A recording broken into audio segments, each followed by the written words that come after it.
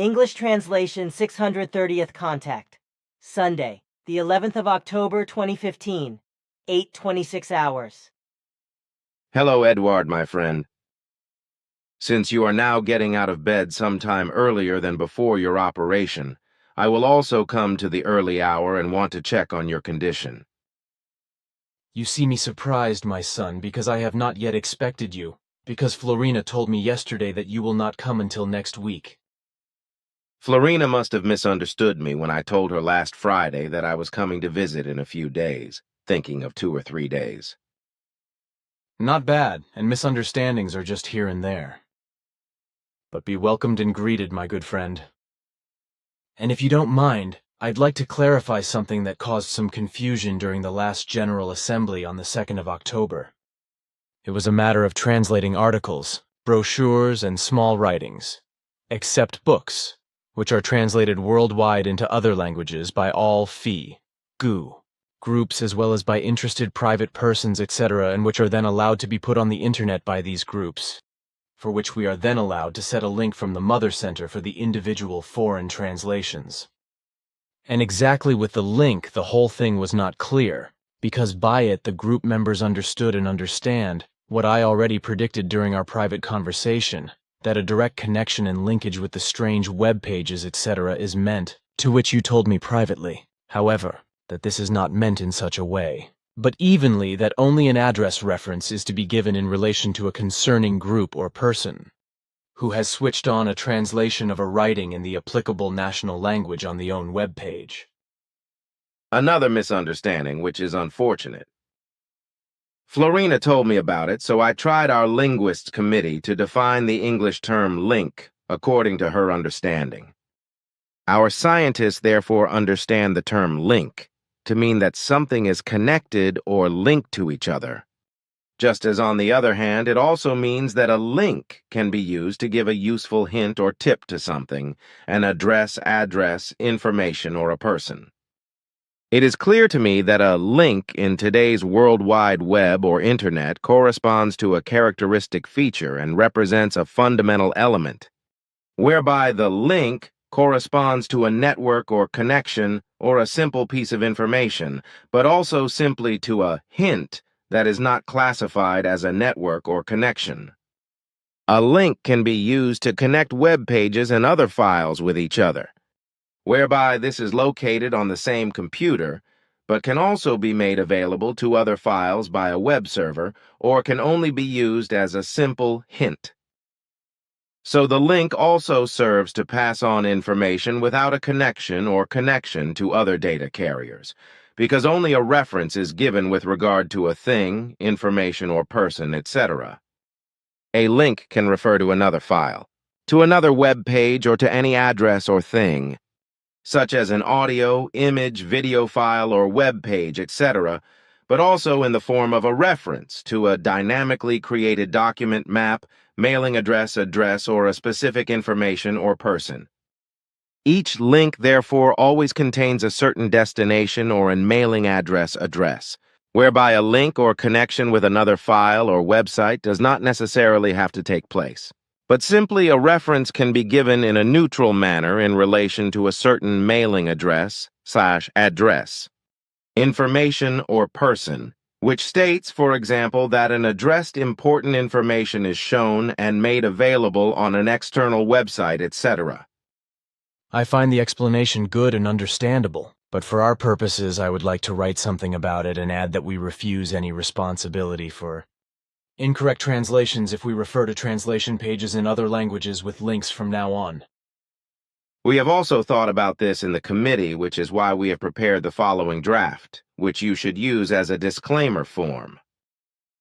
Of course, you can also create your own design, but this should correspond to the content and value of our design.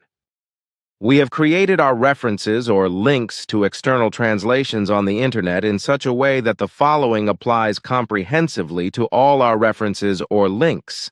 The FIGU has no influence on the external translation pages in relation to FIGU articles and FIGU writings, to which we refer on our homepage, Therefore, we dissociate ourselves hereby also expressly regarding the correctness of all external translation contents, whereby we do not make ourselves the external contents of the translations also not own.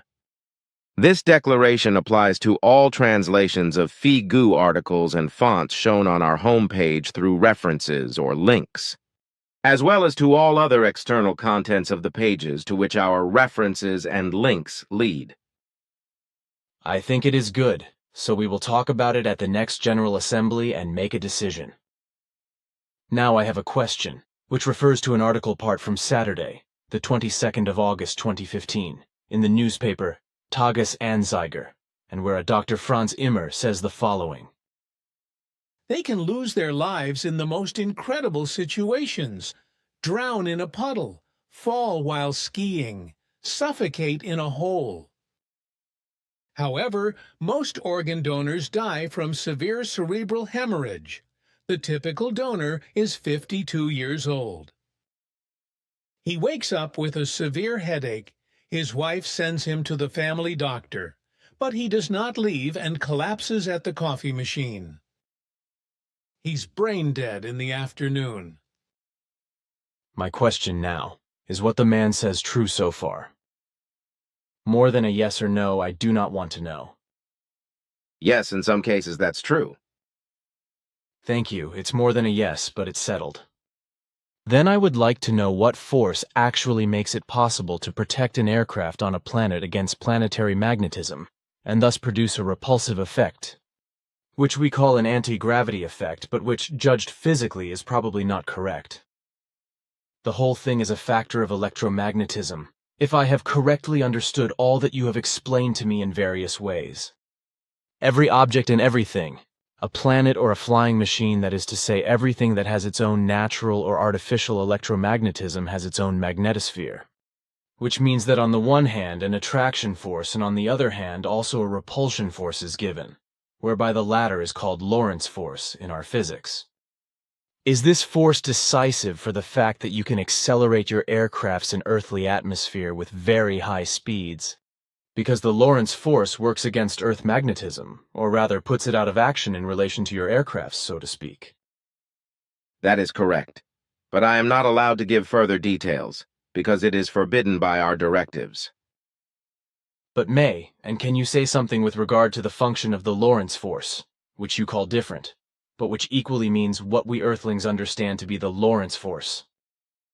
I can give you an explanation. The Lorentz force is the force that occurs in a moving charge in a magnetic or electric field, or the force that a magnetic field exerts on a moving charge. The Lorentz force is the force that acts on individual moving charge carriers in a magnetic field. Earth also has such a magnetic field, the magnetism of which affects the entire planet and far beyond, in a form similar to that of moving. Earth magnetism can be understood as a separate body that magnetically influences other bodies in its near and far surroundings. To put it another way, it means that Earth magnetism exerts forces on everything that falls within its range. This is in contrast to a normal magnet which only reacts to ferromagnetic substances such as iron, cobalt, or nickel, and corresponds to an artificial product. Earth magnetism is created in the innermost core of Earth by rotation, heat, and cold, whereby rapidly changing metal crystals are formed and generate magnetic waves that oscillate through the whole Earth and into the near-world space and are attractive. That's enough, thank you, because it doesn't have to be a seminar. Well, some time ago you explained to me that somewhere in South Africa there was a cave in which there were still many bones of an ancient human race unknown on Earth. Achim Wolf from Germany has now sent me a newspaper article in which he talks about this cave and the bones, so I have searched through the last contact reports, but found nothing of our conversation. You could not find anything either, because we had a private conversation about this matter, after the 614th official conversation on Monday, the 23rd of February of this year. Then I was wrong, because I really thought that we had officially talked about it, and only recently. That's right, but it was another time in a private way. Too bad, because it would have been a good hint for the article Achim sent. Do you still have the article? Yes, in the computer. Look here one moment. Yes, there he is, and you can read it. Thanks. Ta reads the article. Homo naledi.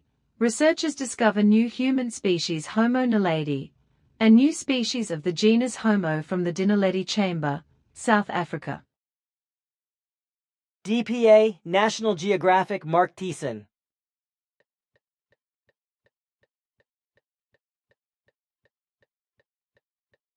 In a cave in South Africa, researchers have discovered thousands of bones of a hitherto unknown human species. The graceful creature was apparently good on foot. Like modern man, it cultivated a burial rite. They call the extinct relative of modern man Homo naledi. In a cave in South Africa, researchers have discovered bones of a hitherto unknown human species. How old the relics of at least 15 individuals are has not yet been clarified, writes an international research team in 2 studies in the journal eLife. The remains of the species are part of an extensive discovery of fossils made by researchers at the South African University of the Witwatersrand in 2013. More than 1,550 parts of it have been recovered so far.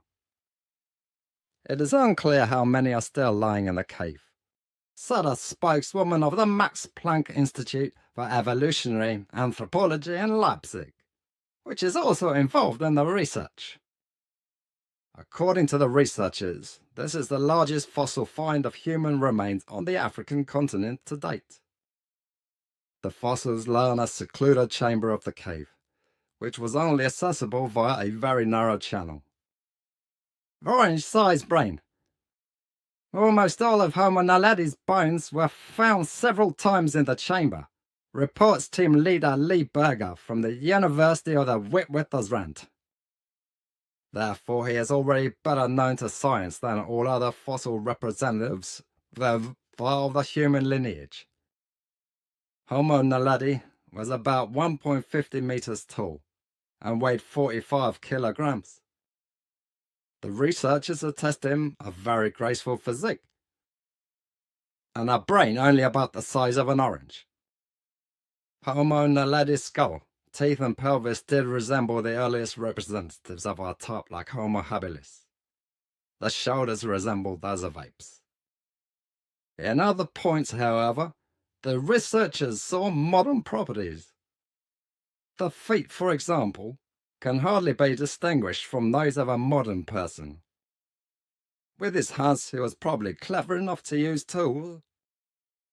The comparatively strongly bent fingers also indicated that Homo naledi was able to climb, explains paleoanthropologist Tracy Kivel from the Max Planck Institute. Because of the location, the researchers assumed that the dead were deliberately discarded. The fact that the deceased are buried was previously regarded as a ritual of modern man, Homo sapiens. The bones show no traces of scavengers and predators. According to the scientists, there is nothing to suggest that animals or natural processes, such as running water, may have transported the dead into the chamber. The few non-human fossil parts there, the 3 originate from mice and birds that accidentally enter the chamber. Such a situation is unique in the fossil report of man, says researcher John Hawkes from the University of Wisconsin in the USA. Team leader Lee Berger explained that the researchers had gone through numerous scenarios, for example a mass death, an unknown predator, or an accidental death in a death trap. After all possibilities had been excluded, only the deliberate removal of the dead had remained as the most plausible variant. There are also doubts the name of the new species is a homage to the place where it was found. The cave is called Rising Star, and naledi means star in the South African regional language Sesotho. But there are also doubts about the discoverer's interpretation. The bones could well come from several species. Jeffrey Schwartz, evolutionary biologist at the University of Pittsburgh in Pennsylvania, told Nature magazine. However, he left open how the bones of two human species could have reached the same cave. However, team leader Berger explained that the combination of the anatomical properties of Homo naledi distinguishes him from all previously known human species. There are still hundreds, if not thousands, of remains of Homo naledi in the South African caves. JPL/NASA. Yes, this is exactly what we've been talking about twice. The statements related to the hole are interesting, also with regard to the fact that in South Africa similar finds are to be expected in further caves, because this is indeed true. If you say so, then so will it be. What still interests me today, however, is the explanation given to me by Asket in 1961 about the former Turkish president Adnan Menderes, whom I got to know through her help.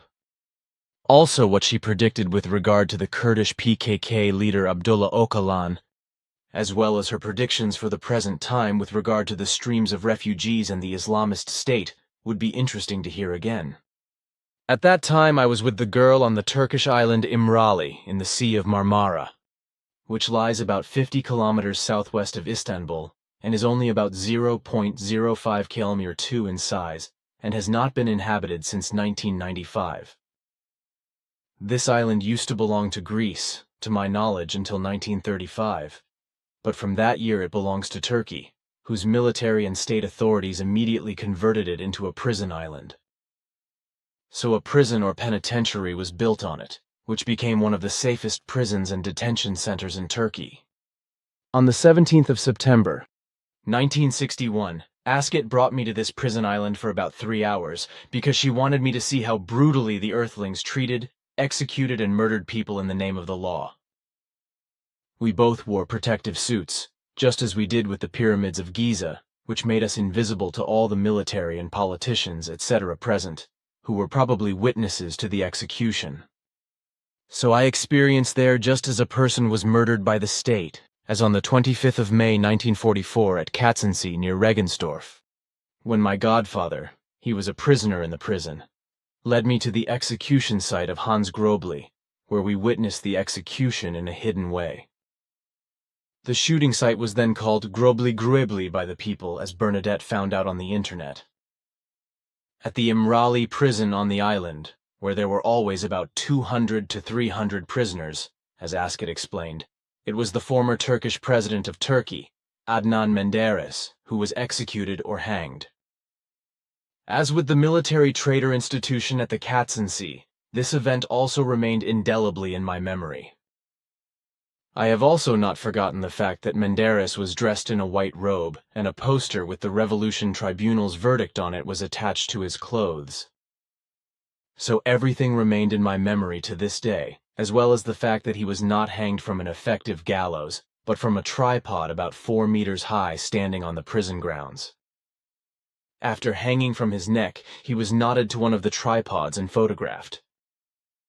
It was a heavy tripod consisting of 3 interconnected beams in the middle of the top, partly with lettering, thus forming a statically definite structure that stood on the floor without tipping over.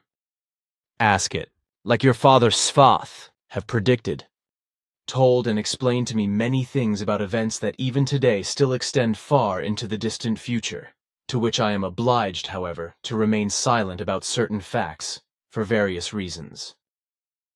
What interests me now is what Asket told me about Menderes, which is why I asked Florina to inform you of my wish, and ask you if you could bring me the records if they were in your possession. That you know how to remain silent is not a question, and the records of the conversations and executions between you and Asket are actually in my possession, according to which I can recite them. Asket explained the following to you on the 17th of September 1961, when she took you to where the deposed President Adnan Menderes was hanged. Explanations by Asket on the 17th of September 1961 on the prison island Imrali, Sea of Marmara, Turkey. Your brief conversation with Adnan Menderes in his room, because I neutralized the guards, will inevitably cause you, as I know you, to ask me questions, especially about Menderes, the future of this island, and future political events. But I'm sure I already know your questions, so I can answer them without you pronouncing them first. Edward Billy, you think right, girl, because I am interested in everything that is important in connection with Menderes, as well as everything that will result in the future with this island, Turkey and the neighboring countries, Syria, Iraq and Persia, but also with Europe, the USA, Asia, and the Soviet Union, etc. And I am particularly interested in this in military, political, religious, and economic terms. I thought so, so I will answer to you, but I must urge you to keep all the explanations for yourself, and not to speak openly about them, because these are direct predictions which must not be made public. So it will not be about negative prophecies that can be changed and prevented by corresponding actions, but about predictions that inevitably come true and cannot be impaired by thoughtless actions, etc., and cannot be invalidated by attempts of change. If this were to be attempted to the contrary, however, this would result in events which on the one hand would prevent everything that could be expected to be positive and change it into something negative, but on the other hand would increase and aggravate the negative factors expected to be negative by a great deal. But now we should focus our attention, even if I am now answering your questions on the procedure now, underway and move cautiously so that our presence is not noticed by a carelessness that we have caused. This could still happen if we move carelessly and come into physical contact with those present. Even if our camouflage does not allow us to be seen or heard outside of it, touches would still attract the attention of men. But now I have to say that on the one hand, I was very astonished how Adnan Menderes looked at us inquiring, without arousal and without any thought or emotion, when I opened the camouflage and we suddenly stood in front of him. Our appearance did not even frighten or astonish him, and when you approached him, he was also completely calm and answered your questions as if you had known each other for a long time. On the other hand, I also admire your behavior, how you spoke and dealt with the death candidate, and how you had a conversation with him through the language translator, which astonished me very much. Of course! I will keep silent and only bring to the public those facts of your statements for which I can be held accountable. This is absolutely clear to me because I know exactly what can happen if something is said too much. But not only you, but also I was amused at Menderes, who in my opinion was able to control himself completely and was therefore in control so that he was able to take the situation as it just happened to be. And when I told him, as you heard, how and why we were in his room, and that you had stunned the guards, he took it for granted. But I think, as you yourself said, that we should now focus on what is going on, but you can still make your statements. Of course, and now that we have enough time to talk to each other before the inevitable happens, I can still answer some of your unasked questions that I know without you having to tell me. In addition, I know what has happened to date, how I know a lot about what is going to happen in the future and what will happen in the future. On the one hand, as a result of my task here on the earth, I know the political conditions and events, including those which have arisen with regard to Menderes and which will arise and occur in the coming and more distant future in Turkey, Asia, Persia, Iraq, Syria, the Soviet Union, the USA, and Europe.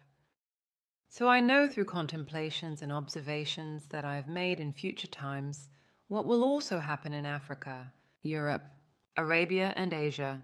Therefore, I can give you very exact dates and details that will happen in the near and distant future.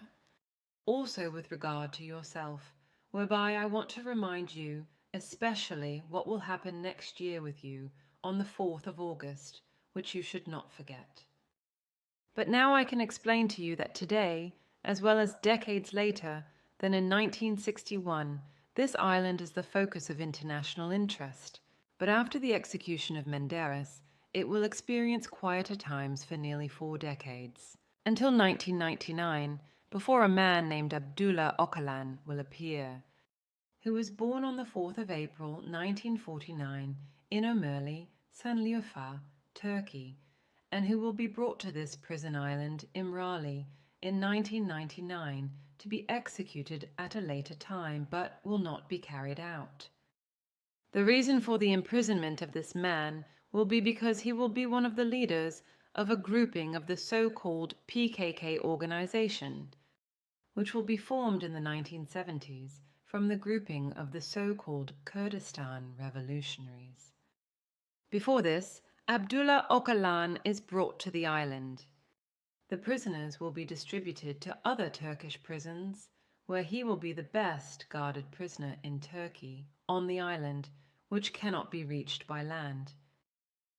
The PKK organization, which from the 1970s will be classified as a Kurdish, Marxist-oriented underground organization originating in the Kurdish settlement areas within Turkey, will also fight politically in part in the neighboring countries of Syria, Persia and Iraq, and of course with armed force for political autonomy in Kurdish-populated areas, but mainly in Turkey, which will carry on well into the 3rd millennium.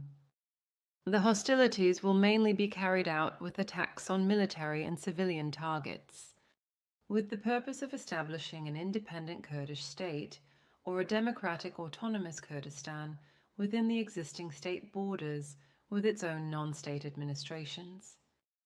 The future of the Kurdish population in its entirety will be extremely tragic because there will be many deaths in all countries involved in the fighting, especially in Turkey, and there will be no quick end and therefore also a large number of refugees from the Kurdish territories.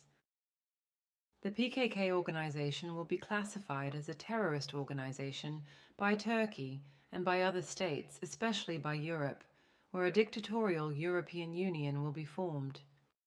Also, the USA will participate in the same way. And besides, the 41st President of the USA, George Herbert Walker Bush, will trigger a war in Iraq, which will last from 1990 to 1991. Afterwards, his son, George Walker Bush, as 43rd President of the USA, will provoke and accomplish in the year 2003 without official declaration of war, by lies and defamation like his father, another war in Iraq, after which the Iraqi state dictator Saddam Hussein will be condemned to death and hung according to American martial law. After that, an almost endless period of bloody terror will develop in the state of Iraq, which will exist well into the 3rd millennium. This is in addition to the fact that a murderous sectarian terrorist militia Billy, =Islamist State, will plunge Iraq into chaos, as will Syria, which will be shaken by a long-standing civil war. But back to Öcalan, who will be called Serok, or leader and chairman Abdullah Öcalan by the PKK organization. The consequence of all PKK machinations will be that he will be wanted and he will flee. On the 9th of September 1998, for example, he will flee his residence in Syria if Turkey threatens Syria with war.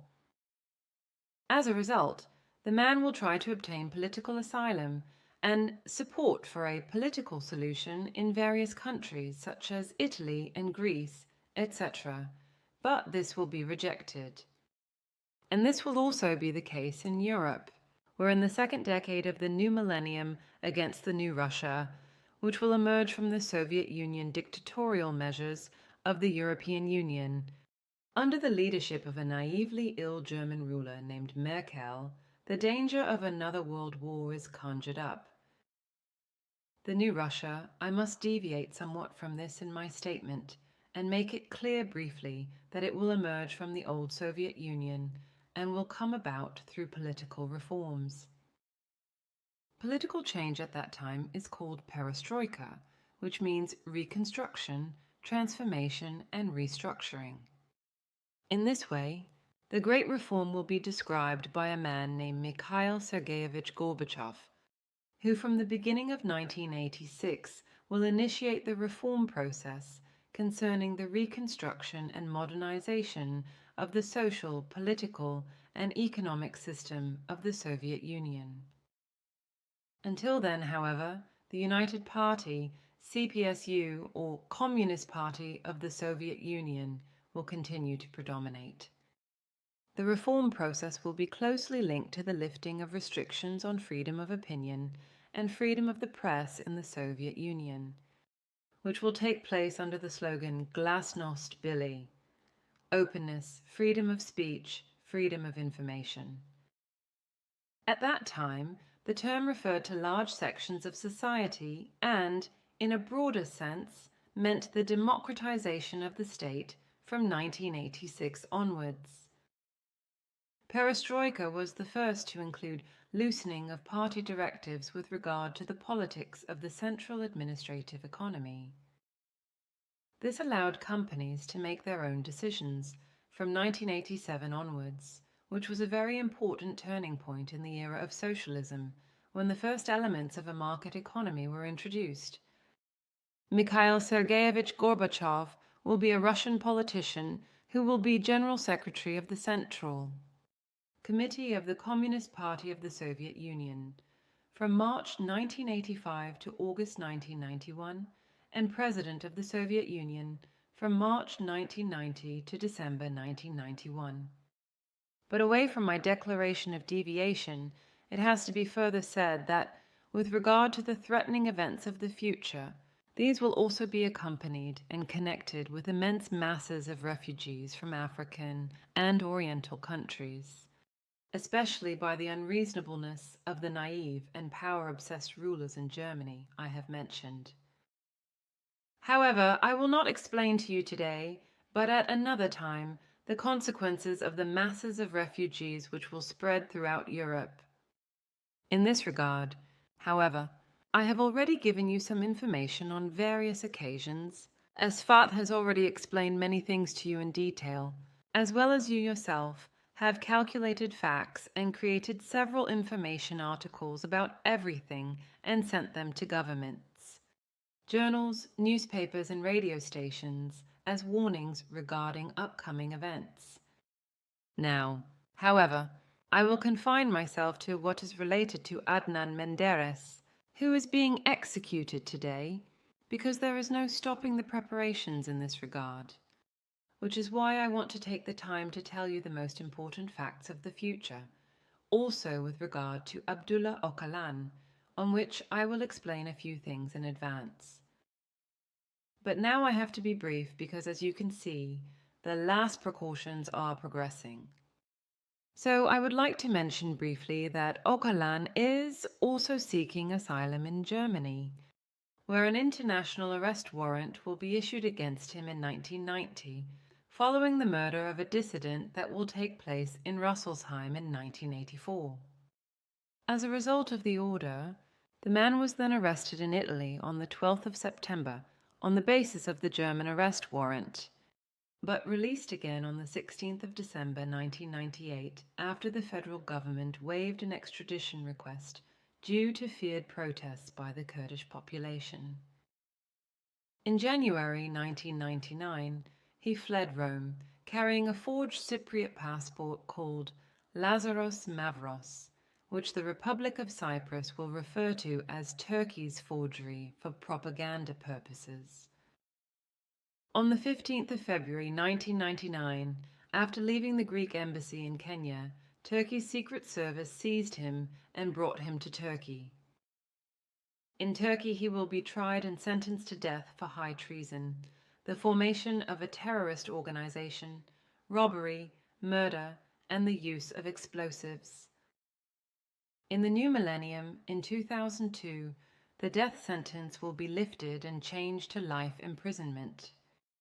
Although he will then be in prison, according to a new founding treaty, he will still be in charge of the leadership of the organization, which will then be called Komakivakan Kurdistan, or KCK, which in your language means Union of the Communities of Kurdistan, and which will embody a Kurdish underground organization.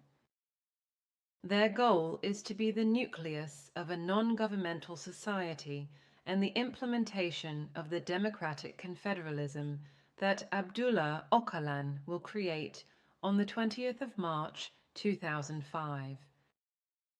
In June 2007, the original names Komakomalen Kurdistan and Kurdistan Democratic Confederalism will be changed to Komakivakan Kurdistan.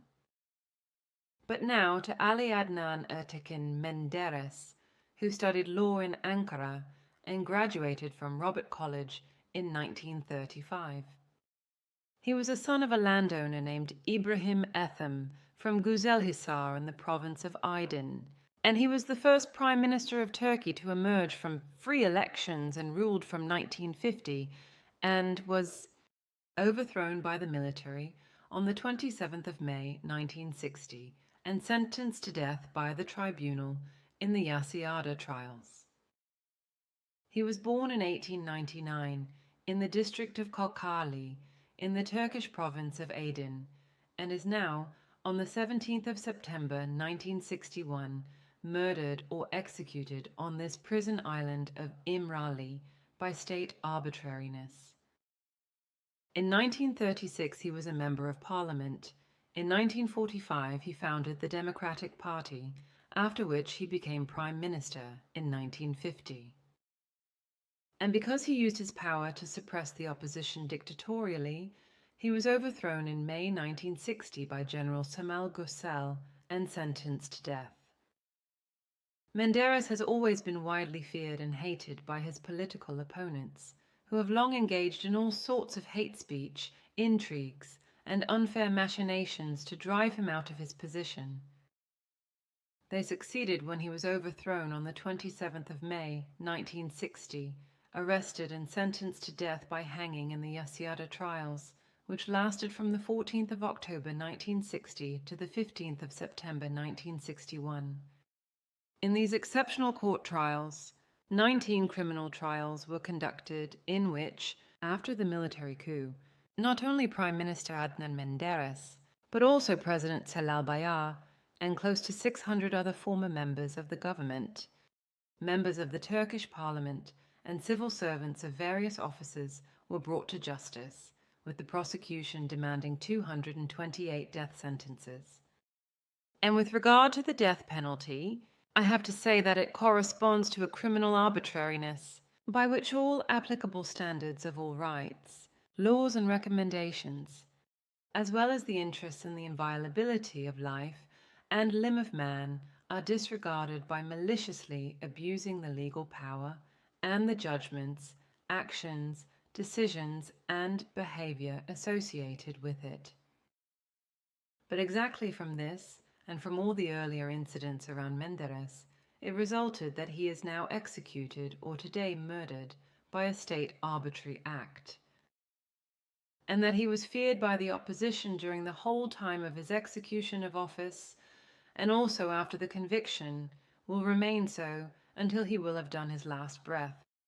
As you can see for yourself, even now the new masters of Turkey do not dare to breathe freely, nor does the executioner, because they are all full of fear, although Menderes is completely defenseless in his present state. And as you saw earlier, the hangman trembled very much when he threw Menderes over the white dress of death and attached the poster with the death sentence of the Revolutionary Tribunal written on it.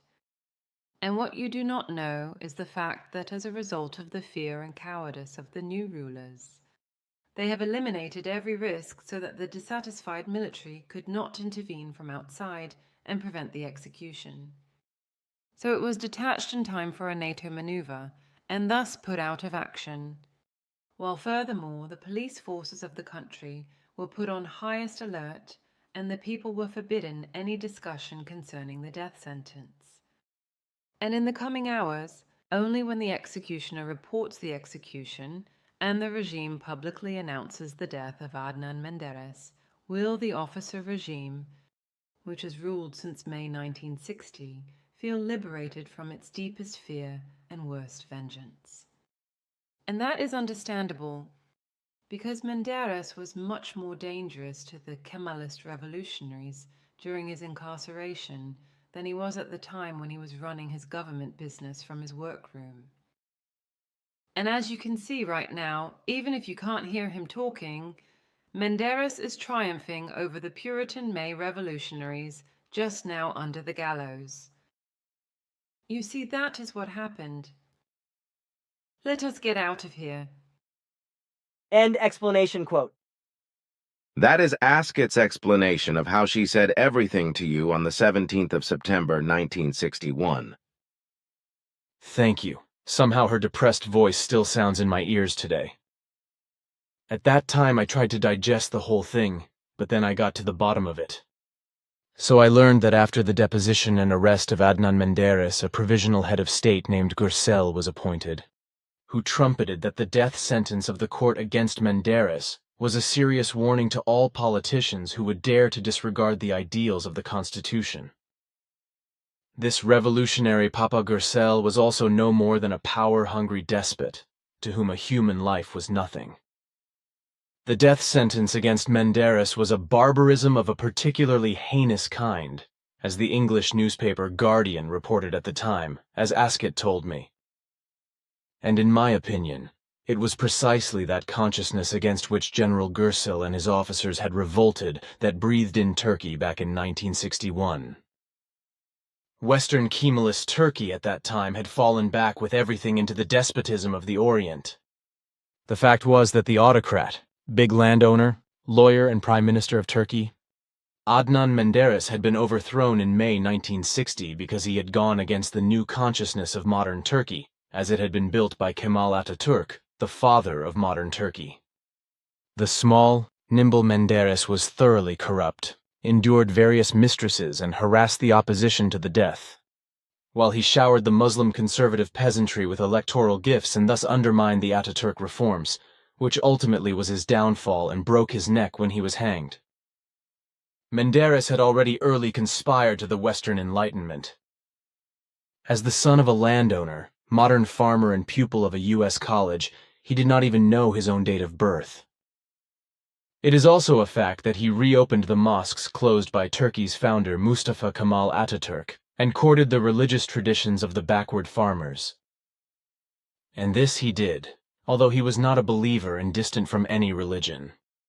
Somehow he followed the reformer Atatürk, the founder of the Republic of Turkey and first president from 1923 to 1938, just after the First World War. Consequently, the modern republic had emerged from the Ottoman Empire. Mustafa Kemal was actually a Greek and was born on the 19th of May 1881 in Thessaloniki, Greece, after which he died on the 10th of November 1938 in Istanbul, Turkey. Since 1934 it had the suffix Atatürk.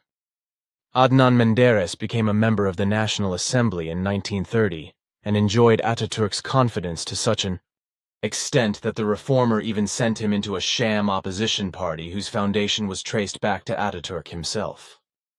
Menderes himself, he told me during a conversation in his cell, found great favor with opposition speeches, and as he further said, he then dissolved the sham party and founded in 1945 with conservative politicians and bankers a real opposition movement, which he called Democratic Party.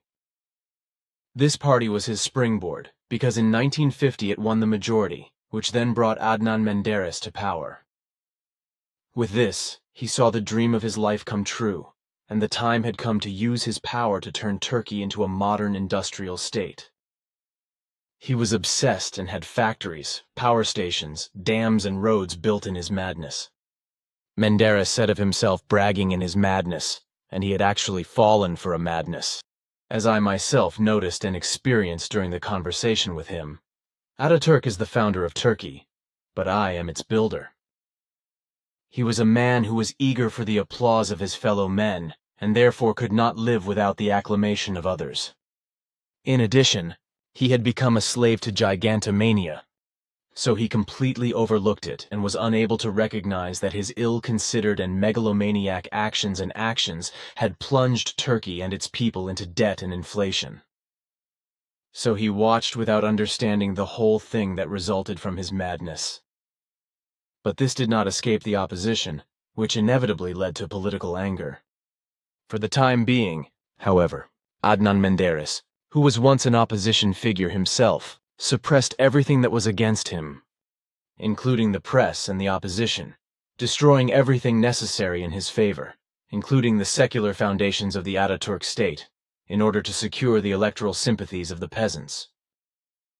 So it could not fail that soon the newly built mosques were built in masses and cast their deep shadows over Turkey, which became more and more restless.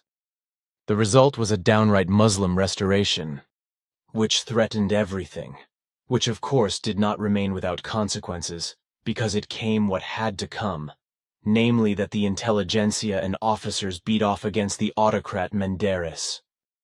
But even then, when he was deposed and imprisoned in the dungeon, Menderes remained a prisoner, a danger that consisted in the peasant masses coming at any moment to the aid of the overthrown mosque builder and triggering a civil war. So the only solution to the whole delicate and even vicious problem was to resort to the traditional Oriental measure of simply taking Adnan Menderes out of circulation and bringing him to the gallows. So he had to die, hanged and killed as the first head of government of a NATO state. The people of the Western world, all the military, politicians and other NATO officials, calmly acknowledged and supported the execution of their former allied Turkish partner, but howled at any other political assassination in China, Russia, Hungary, or Cuba, etc. And because all the events surrounding Adnan Menderes, his actions and his execution were completely unclear and opaque to the Turkish population, a strange conspiracy theory arose in Turkey, which ultimately turned into a superstition that the great liberator Adnan Menderes was not dead at all, but was riding through the country on a white horse at night to eagerly test the loyalty of his followers. Many Anatolian farmers whispered this to themselves, and some, it is to be assumed, still do so today. Superstitions and conspiracy theories are long-lived and persist for centuries and millennia, as the religious marriages, which are taken at face value by religious believers and sect believers and are asserted and presented as truth, prove in particular worldwide. If you want to have further explanations from Asket or excerpts from conversations between you and her, then I can help you in this regard, because I have all of Asket's recordings. Here and there that might be good, but I think that even without these reports we always have enough material to have good discussions. If I perhaps have a question in connection with ascetics, etc. again. Let us be surprised. Today I would like to talk again about the EU dictatorship, Angela Merkel, the refugee system, the murderess is, the USA as well as Russia and climate change, because there are many thoughts going through my head, as well as about neonicotinoids, where everything is talked about again and again on television, but only idiotically stupid speeches are made by politicians and other responsible persons, as well as by naive moderators and presenters who think of themselves in their stupidity as great and clever. Particularly when I look at the political figures of both sexes and listen to their simple and grand words, they seem to me like childish contemporaries who are narrow-minded and addicted to power. And if It is necessary to interrupt you in your speech, for which I apologize, but what you have just said I do not understand by what I mean the term Abderithite, which is unknown to me in the German language. Excuse me. It was not my intention to embarrass you, but I would like to explain what Abderithite means and where the term comes from, namely from an old satirical but psychologically and sociologically constructed novel entitled Die Abderiten, written by a German author named Christoph Martin Wieland, who lived in 2 different centuries, because he was born in the 18th century and died in the 19th century. Abderiten is actually a term for fools who commit foolish acts, as they have been since time immemorial and still appear in Earthlings today. Abderites are also referred to by another term as simple and as shield citizens, and thus also as naively stupid people, whereby the original term Abderite, however, does not come from Old German but from ancient Greek, namely in connection with the ancient city of Abdera. The whole thing with the Abderites, who are also called shield citizens, is not connected with the German shield citizens, whose history leads back to the place Schild, which is said to have existed in the Middle Ages in Germany, whose citizens were therefore called shield citizens according to their city name. The whole thing is probably a legend, and probably has nothing to do with today's town of Schildau or Belgern-Schildau, a Saxon town in the district of Nord-Sachsen. The shield citizens are said to have been strange people who, in principle, did everything wrong and wrong that they touched and did. It is even said to have been so that they understood and implemented everything that was said and explained to them exactly as it was said and explained to them. Of course, all this stupidity could not be concealed, so that it soon became known everywhere, which is why all over Germany there was laughter about the shield citizens. And so it emerged from this legend, for it really is about such a legend, that even today a human being is called a shield citizen if he misunderstands something, does something wrong, or acts wrongly. I did not know that legend. Now you know them, and if you investigate something, then you can certainly learn a lot more than I told you. But now I want to say a few words about what I started to talk about earlier.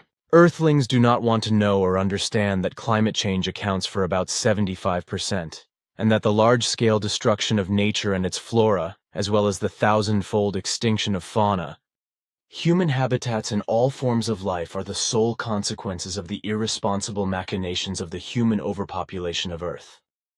This is because all the unscrupulous effects and catastrophically degenerated influences of the overpopulation of Earthlings with regard to nature, fauna, flora, and climate, carried out so profitably, caused irreparable destruction, and the resources of Earth were exploited with criminal means in such a way that already today there is hardly any means that nature, its fauna and flora as well as the climate, can normalize again.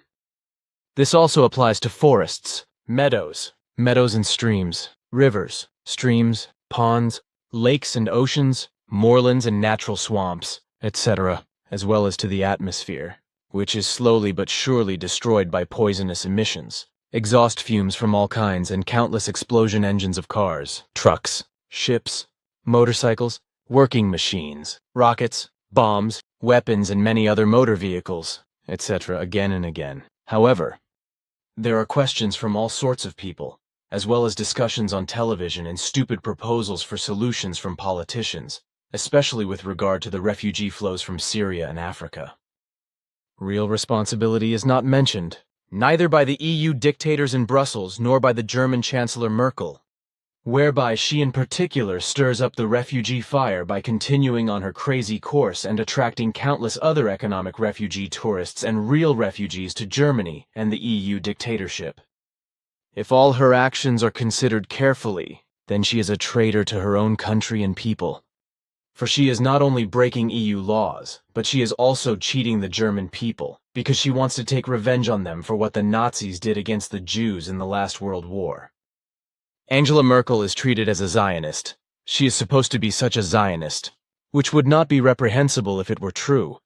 But as German Chancellor she is, in my opinion, an unbearable, self-opinionated false snake, and undermines the freedom of the German people to drive them into the clutches of the world domination-addicted USA, because she vehemently represents the interests of the USA and Israel in Germany, and in the EU dictatorship in a way no one else does. Merkel is an autocratically determining greedy for power, who lures and lets influx unlimited masses of wealthy or at least not poor economic refugee tourists to Germany and to the EU dictatorship countries, who heesh for horrendous prosperity and for a life in luxury, and who are also welcomed, received and supplied with money, accommodations, and all kinds of goods by all German and European false humanists with open arms.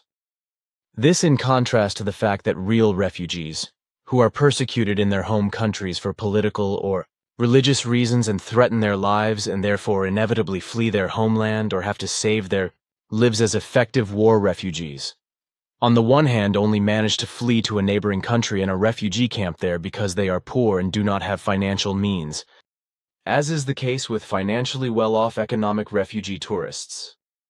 On the other hand, It is precisely such genuine refugees, if they manage to get to a safe country in any way at all at the risk of their lives and under inhuman strain, who are insulted by xenophobic and racial haters in the refugee countries and treated dirty or deported by the authorities instead of offering them legitimate asylum.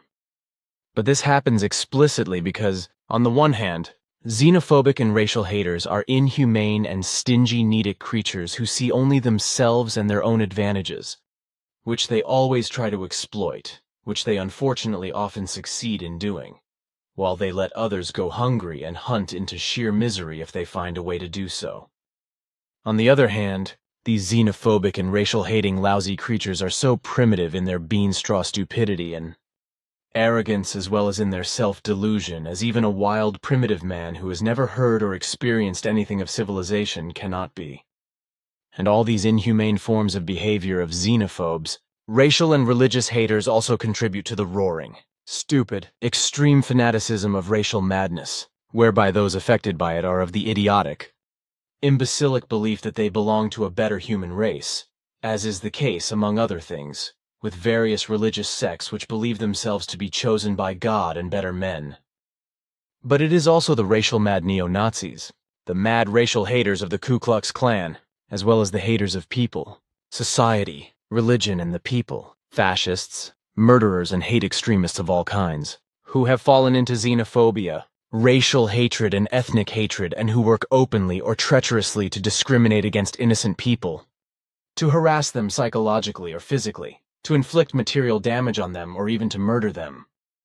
But it is also the economic refugee tourists who, because of their very often impudent, indecent, demanding, and quarrelsome behavior, promote hatred against all refugees, as well as the fact that these false types of refugees are usually at least reasonably well off financially, and can pay their flight from their homeland to an industrialized country, etc., with horrendous sums of money. And in principle, Angela Merkel promotes exactly these economic refugee tourists, which does not remain hidden from the German people, which is why many are angry about it, rebel, and wish the refugees to the devil and to hell or behind the moon. The fact that racist elements can then come to the fore, new organizations can be brought into being, and foreign and racial hatred, propaganda can be carried out, and a lot of people can be brought on their side, which then proceeds with protest marches, racially hate-soaked speeches and roarings, as well as fisticuffs and destructions against people alien to the people. Real and false refugees, and beats them up and even murdered in the worst case. This only corresponds to an inevitable consequence.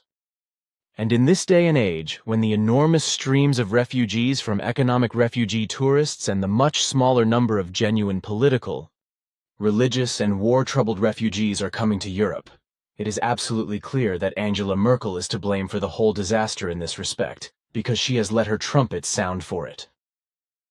Effectively, the Chancellor is so consciously undercut in her alienated naivety and her delusion of power that she is unable to distinguish between genuine war refugees and economic refugee tourists.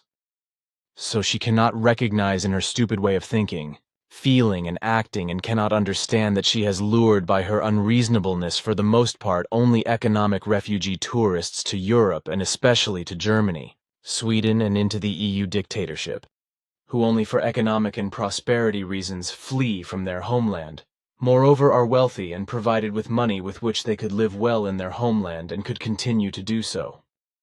And that this megalomaniac and power-hungry woman has caused a tremendous refugee crisis, as she vehemently advocated the Iraq War in 2002 and ordered the deployment of the German Bundeswehr in the Afghanistan War. Nobody of the other EU dictatorship powers speaks of it, and the people are kept blind in this regard and do not know what really happened in this way, and that Angela Merkel as German Chancellor has pulled her power-mad strings. And it has also done this by letting its power play in various other areas and letting it continue to play, whereby, for example, Germany and the EU dictatorship support the Americans' demand that they be able to supply masses of weapons to the Assad oppositionals, who have been waging a terrible civil war in Syria for about 4 years, killing more than 200,000 people, mostly innocent inhabitants of villages and towns, such as women and children who basically wanted peace and neither war nor death. It does not matter that the civil warring opposition members of the Assad regime are fighting against the regular Assad army, because both parties murder people and destroy human dwellings and achievements equally and without distinction. The civil warring parties are terrorists, as are the regular army members and the killers of the IS or Islamist State. And what the USA afford with their arms deliveries to the insurgents in Syria is not better than what they did in Iraq, where even today neither peace nor calm have returned, after the US military destroyed the order in Iraq, abandoned it and hanged Saddam Hussein, whereby the terror militia or the Islamist State could gain a foothold, and since then can cause murderous disaster not only in Iraq itself, but also in Syria and in various other countries of Arabia and the world in general. And especially from these countries, but also from Eritrea and various states in Africa, in which the West has intervened militarily or is still doing so, or where colonies have been established by European states, or where military troops have done their mischief, the war refugees and economic refugee tourists come from. The fact is that the mass flight of all the people from Africa, the Arab countries, Afghanistan, Pakistan, and Asia, as well as all the crises in Europe, is the fault of the EU dictatorship politicians, and above all of Chancellor Merkel, in addition to the fault of the Americans and NATO, who interfere everywhere, wage wars, and thereby create war refugees. All of them are a hypocritical pack of power-hungry, dictatorially overriding all humanity and human rights, hypocritically lying about charity and not even having a guilty conscience. That Merkel, as well as her EU dictators, who are unconditionally in bondage to her, still allow the USA to conduct their dirty and despicable world police tricks, their Secret Service intrigues, as well as their wars in various countries all over the world, from Germany, which they practically annexed after the last World War, and from where they control their war crimes, etc. in Europe.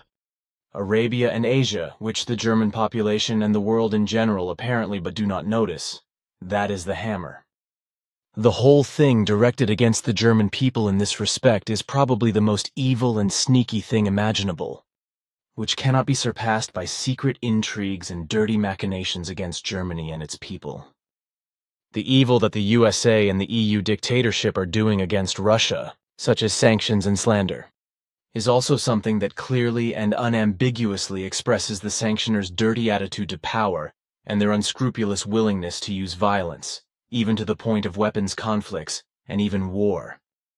So the US and EU powers, and above all Angela Merkel, should not be surprised if Russia, in resistance to the idiotic offensive sanction machinations, lies, slander and peace-threatening as well as openly hostile machinations, counteracts and goes its own way, which are contrary to peaceful coexistence. Precisely because the USA, the EU dictatorship, and their mother of the refugees are doing everything they can to consciously promote the whole thing in this way and to conjure up the worst of all evil. And with the term conjure, I'm also with neonicotinoids. If you can say something about what they actually are and how they affect insects, vertebrates in general, and of course man because he is also a vertebrate and therefore susceptible to these and other poisons? I can, but first of all I want to say that what you have said is correct in every respect in relation to all the facts that have been mentioned. Then the neonicotinoids. These are the most dangerous and insidious toxic substances ever created by irresponsible Iraqi researchers and released into nature by equally irresponsible farmers, vegetable growers, and private users. In the case of Earthlings, profit in any form comes before responsibility. The exercise of responsibility does not come about by disregarding it and ignoring the future. Then here's what I want to say about neonicotinoids. These are mainly used as seed dressings and for foliar and soil treatment, where they correspond to a group of highly effective insecticides, which all correspond to synthetically produced toxic substances and are fatal to all living beings depending on the amount, including humans. The best-known 3 neonicotinoids are called clothianidin, imidacloprid, and thiamethoxam. As far as insects are concerned, the toxic substances basically act on their nerve cells, and much more strongly than on the nerves of vertebrates, as you say, which also includes humans, even if not as animals. The neonicotinoids bind to the nicotine acetylcholine receptor of nerve cells and thus interfere with the transmission of nerve stimuli. The neonicotinoids penetrating into the soil and storing in the soil for a long time act as contact or feeding poisons in insects and vertebrates. How the toxic substances are absorbed via the plant roots and transported into the leaves, fruits, and rods, which are then eaten by insects and vertebrates, and how they are of course also eaten by humans, who are thus inevitably poisoned just as much as insects and vertebrates.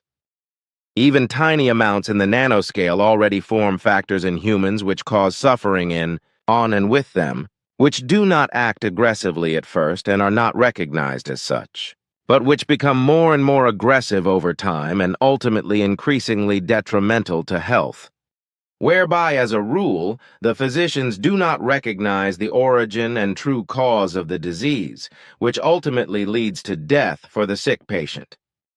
Unfortunately, the manufacturers and users of neonicotinoids, on the one hand, do not recognize this fact with regard to humans, but on the other hand, research is not carried out in a decisive way that the truth could be found out.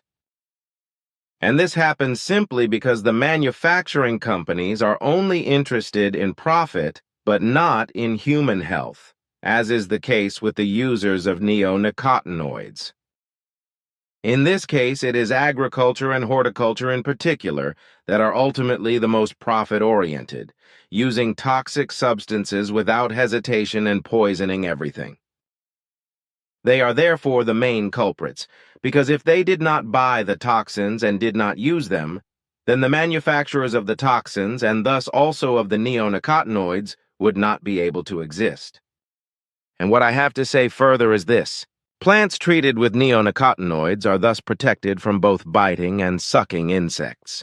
But even after harvesting, subsequent plants also absorb the toxic substances because these remain in the soil for a long time and degrade only very slowly through their absorption by plants and seepage into the groundwater.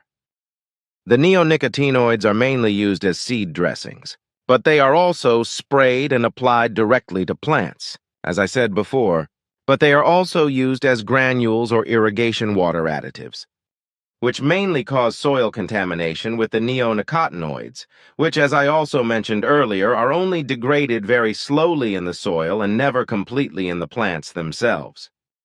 As a result, plants whose leaves, stems, stalks, or fruits always contain more or less toxic substances, even in relation to other toxins not belonging to the neonicotinoids, whose effects over time, when eaten by vertebrates, eaten by humans, or absorbed through the pores of the skin, cause health problems of various species. Pathological manifestations, which can lead to aggression, allergies, age-related problems, asthma, eye inflammation, loss of consciousness, depression, mental and emotional disturbances, and concentration disorders belong to the repertoire of unavoidable consequences. Memory loss, taste disorders, ulcers, skin rashes, as well as skin irritations. Skin discoloration, brain damage, headaches, cancer, orientation disorders, vision problems, pregnancy and birth defects, acute forgetfulness, and even death are ultimately inevitable. This applies to humans, all vertebrates, and all other animals if they are contaminated with neonicotinoids in any form, whereby even quantities in the nano-weight range are lethal for insects but already harmful for larger organisms and humans.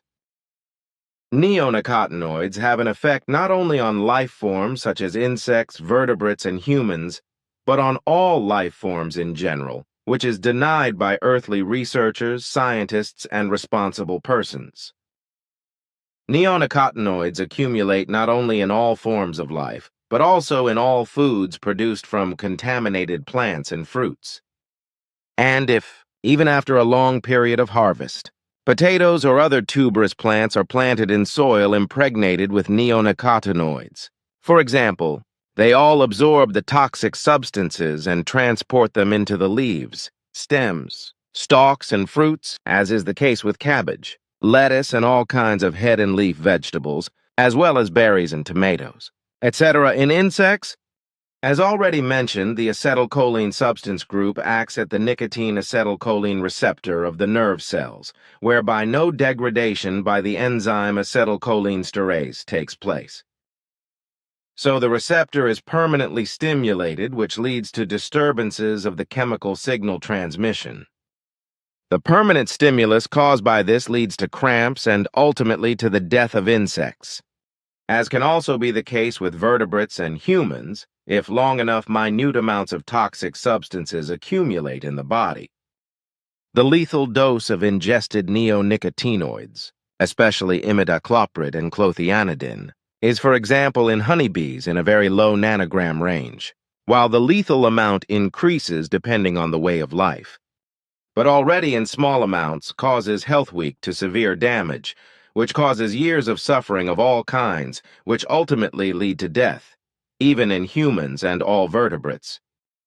The problem here is that in humans and vertebrates, such minute poisonings are very difficult to detect due to the extraordinarily small amounts of active substances in the order of a few nanograms per 100 grams body weight, as is the case with various insects, such as bees, for example, in which the neonicotinoids have caused mass mortality. Thank you, and if you can spare some time, then I have some private things to discuss with you. Unfortunately, this is no longer possible, dear friend, because for today I have to end our conversation and leave, but I will come back late next Wednesday night to discuss your questions with you. Unfortunately, time has moved on, which is why I have to go. Goodbye, Edward, and be ready Wednesday night. Goodbye.